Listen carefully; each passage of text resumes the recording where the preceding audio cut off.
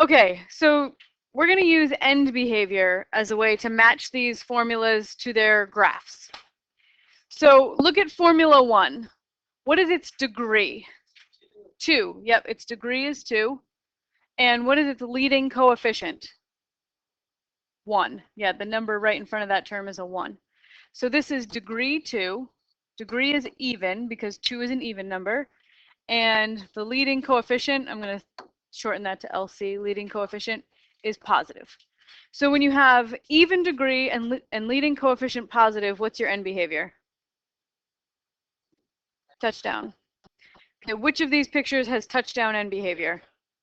D or F. D and F both have touchdown end behavior. How do I decide which one it is? Squared typically makes a parabola, yeah. And how many turning points are you allowed to have for a degree n polynomial? 1, yeah, for degree 2, you can only have 1 turning point. Whatever the degree is, you can only have 1 less than that turning points. So this has to be 1. Extrema, turning points, same thing. Yep. All right, let's look at equation 2. What is the degree? 3, which makes it odd. And what's my leading coefficient? -1. Yep. So the degree is odd. Leading coefficient is negative. Less than 0 is negative. So what's my end behavior? Yes, it's left arm up, right arm down. Yeah. So yeah, it could be C. Do I have any other pictures that have left arm up, right arm down? Nope. So it's got to be C. This is 2. Okay, number 3, what's the degree? 3, which is odd, right? So my degree is odd, and my leading coefficient is 1, which is positive. So odd degree, positive leading coefficient, right arm up, left arm down. And what pictures look like that? B and E. Which one does it have to be? B, why? 2 turning points. Yeah. E has too many turning points, right? A degree 3 polynomial could not have 4 turning points. The most it could have is 2. So B has got to be 3 is B. Okay, 4. What's my leading? I'm sorry, what's my degree? 4. And what's my leading coefficient? 1. So degree is 4. Leading coefficient is 1. That's even, positive, both arms up. Touchdown. Yep. Leading, even, positive, both arms up. And it could have at most 3 turning points because its degree is 4. Do I have any touchdowns with 3 turning points? F. So that is 4. 5. It is even degree. The degree is 4, even. The leading coefficient is -1. So even degree means that both arms up or both arms down, but it's negative leading coefficient, so it's both arms down. Do I have? Yeah, it looks very much like F, except that the sign changed. Yeah. So this one is 5. And then that leaves 6. E has to be 6. And 6 was the only 5th degree polynomial, which means that this, since this has 4 turning points, it can only be E.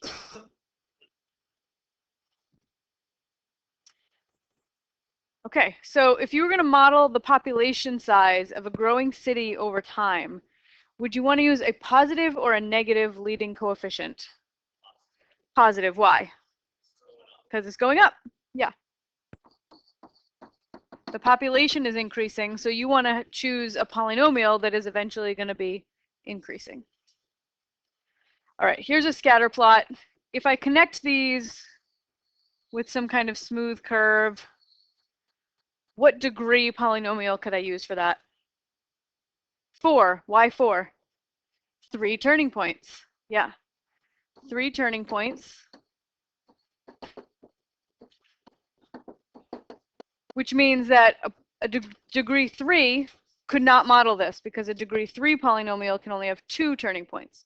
So it has to be degree 4. It could be degree 5. Anything above 4, yeah. What about 1 above whatever the turning points are? Yes. We typically choose the smallest one possible because we want to fit the data, but we want the model to be as simple as possible. Degree 4, yeah, instead of 5 or 6 or something like that. All right, that was really good.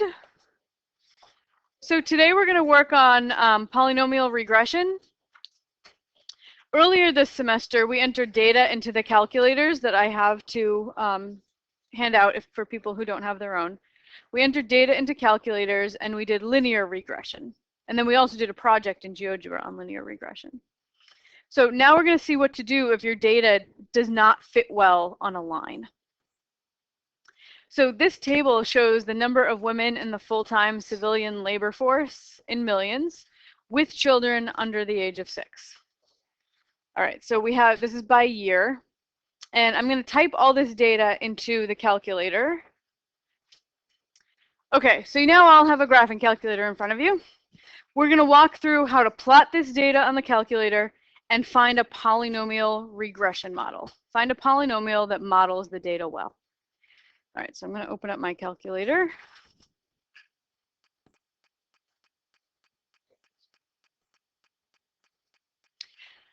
Okay, we're going to measure t in years since 1970.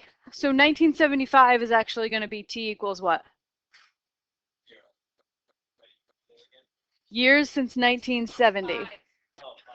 So this is t equals 5, 10, 15, 20, 25, and 30. So we're trying to model this over a span of 30 years. All right, so you enter the data into list 1 and list 2. So you might vaguely remember doing this from our linear regression, but you get to your lists by pressing the stat button. It's 3 down from zoom, right next to your arrow keys, stat. It says stat on it, yeah. All right, then you're going to choose edit. Just enter, yep. And looks like my data is already in there. I'm going to clear it so that I can do it with you. Okay, so in list 1, I want to type 5, 10, 15, 20, 25, 30. I should have just used that opportunity to show you how to clear the lists in case you have data in your lists. If you do, 2, 1, all right, I just put some random data in my lists. If you have data in there and you need to clear it so that you can do this, highlight the name of the list. So you just use the cursor arrow till the name of the list is highlighted. Press clear, not delete, but clear. And notice, watch when I press clear, nothing happens. Okay, but then when you press the arrow to go back down into the list, everything disappears. All right, so you go over into list 2, highlight the name of the list, press clear. Do not press delete, press clear.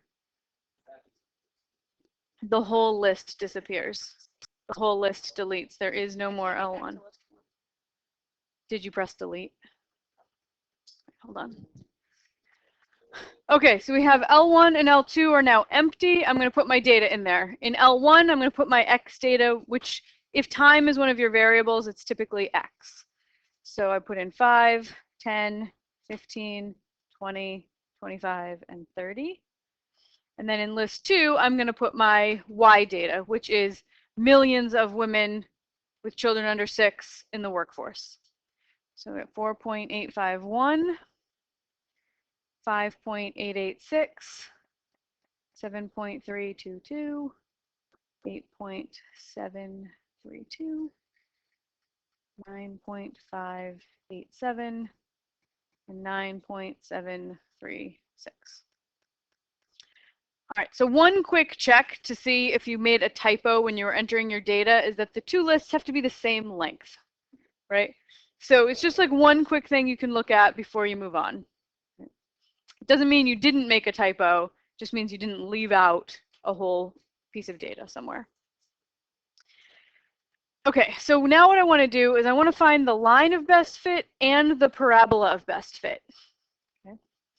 I'm going to go through all the commands verbally, but know that at the end of the lesson, there's a how to perform polynomial regression page with all the steps written down.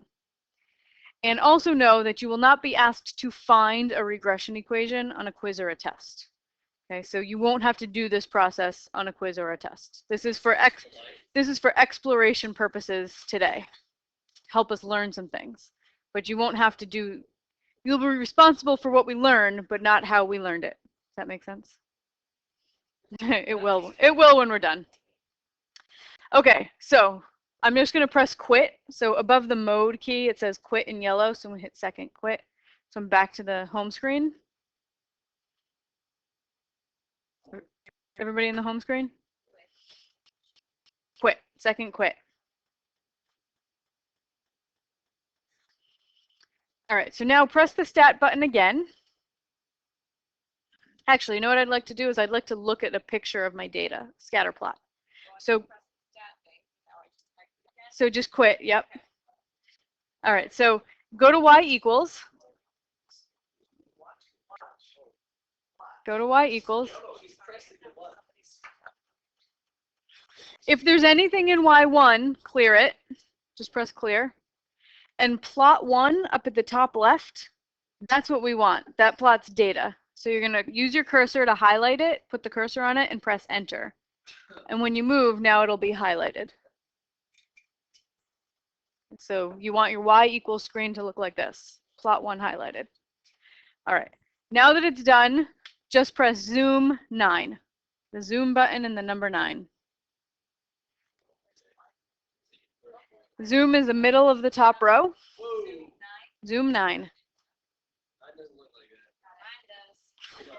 You might have made a typo in your invalid dim means your two lists are different lengths.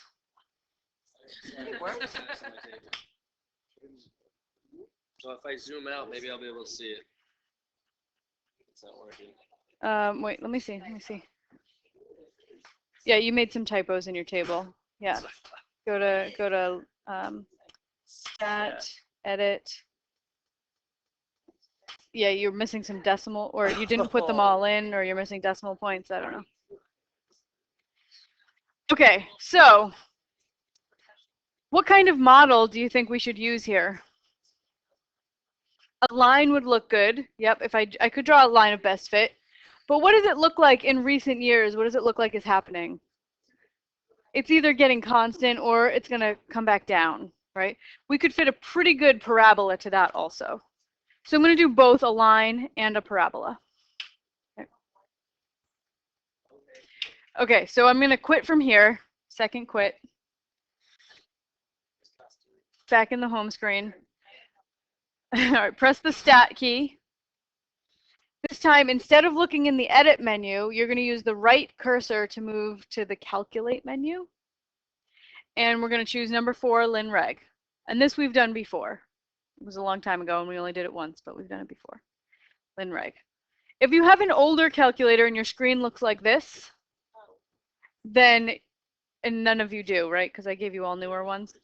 Okay, so the newer calculators, it's going to prompt you for L1, L2, the X list, the Y list, and store. Yeah, thanks. Yeah. So for next to X list, it should say L1 because that's where we put our X data. All right, so you want to change it if it says something other, yeah. So you want to change that to L1 by pressing, see how L1 is right there in blue? Yeah. So do second 1 and then do second 2. There you go. All right, for frequency list, just skip that, leave it blank. And next to store regression equation, we want to type Y1. Okay, so for me, I have to manually type in L1, comma, L2, comma, and then I'm going to tell it also where to store the regression equation. Okay.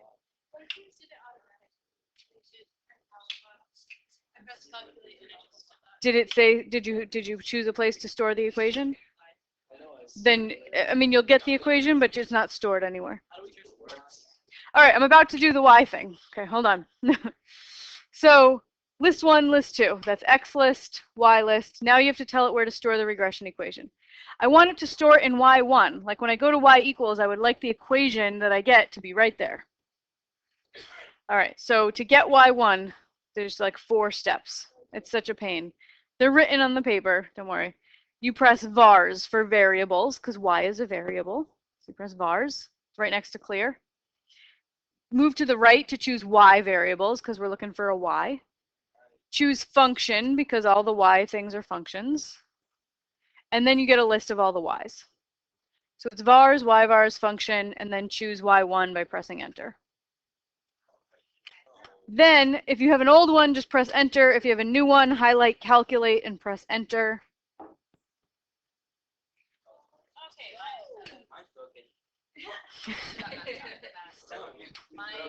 Okay. I have that. You have that? So just one person? I have that. Who does not have r squared? Okay, good. So everybody's got a regression equation and an r squared. Let's write them down. So my equation is y equals, I'm just going to round to like 2 decimal places when I write it down. But the whole purpose of storing it in y1 is that I won't be rounding at all when I use it that way. So this is going to be 0.21x plus 3.99. And my r squared value is like about 0.96. Okay, r squared tells you how good the fit is. It's just like the r value is what we looked at before with linear regression. It's literally just square that value and you get r squared. The reason we use r squared when we do polynomial stuff is that polynomials, you don't have to indicate the direction of the relationship because it changes. Sometimes it's increasing, sometimes it's decreasing. So we're going to use r squared. All right, now we're going to go through this whole thing again, but this time we have to find the regression parabola, a quadratic regression. Let's just turn off. Quadreg, yep. All right, so you go stat, go to the calculate menu, choose option 5, which is quadreg. Stat, calc, 5. All right, then type in the same things. Type L1, X list L1, Y list L2. Store the regression equation this time in Y2 because the line's already in Y1. We want that there.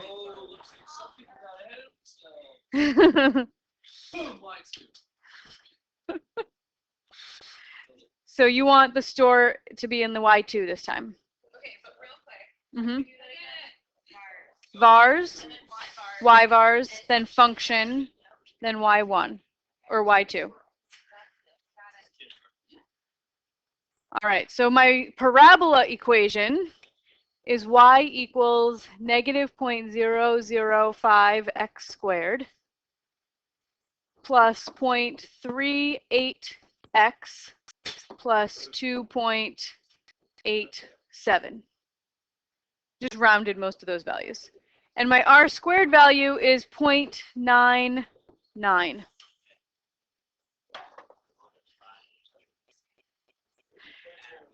All right, ready? All right, so which r squared value is closer to 1? The 0.99, right? Which means that my parabola is a better fit than my line. And we can see that visually if you press the graph button. We've got our data, the line of best fit, and the parabola of best fit. If you had 1, that would be exactly perfect. I just pressed the graph button. Upper right, just press graph.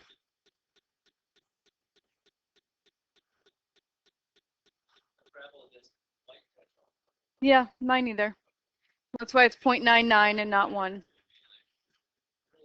That's as close as it can get. You can't always hit every point and have it be a parabola. If I wanted an even better fit, I could try higher degree polynomials. but 0.99 is really good. Yeah. All right, so now I want to use those two models to predict the number of women who are working with children below the age of 6 in 2011. All right, so 2011, that's how many years after 1970? 41. All right, so if you press y equals, it looks crazy, but that's because your linear regression line and your quadratic regression parabola are both in there. All right, so you see that they're there. Then go to your table, so, which is second graph. And I'm going to type 41 in for 41 years after 1970. And y1, remember y1 is the line, y2 is the parabola. I'm going to delete everything else so we don't get confused here. Okay, hold on. Okay, up here for a second. If you can't type an x value, go to table set. It's right above window. Hit second table set. Make sure next to independent it says ask, and next to dependent it says auto. Like independent variable is x, you want to be able to ask it an x, and it will automatically tell you the dependent variable y. Don't change anything else. Oh, you mean in the table? Yeah, you can clear everything else. Doesn't matter. As long as you have ask and auto, you're all set. All right, then go back to your table. You should be able to type an x value now. And y1 is your prediction for your line, which is 12.646 million. And y2 is your parabola, and your parabola is predicting 10.333 million women with children under 6 in the workforce.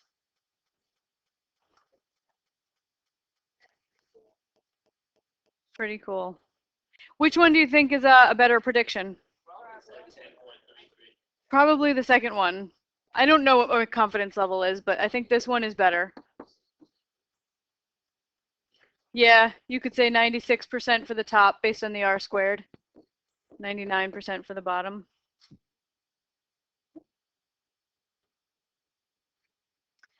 All right, looking at your two models that we wrote up here, what's the end behavior of this line look like?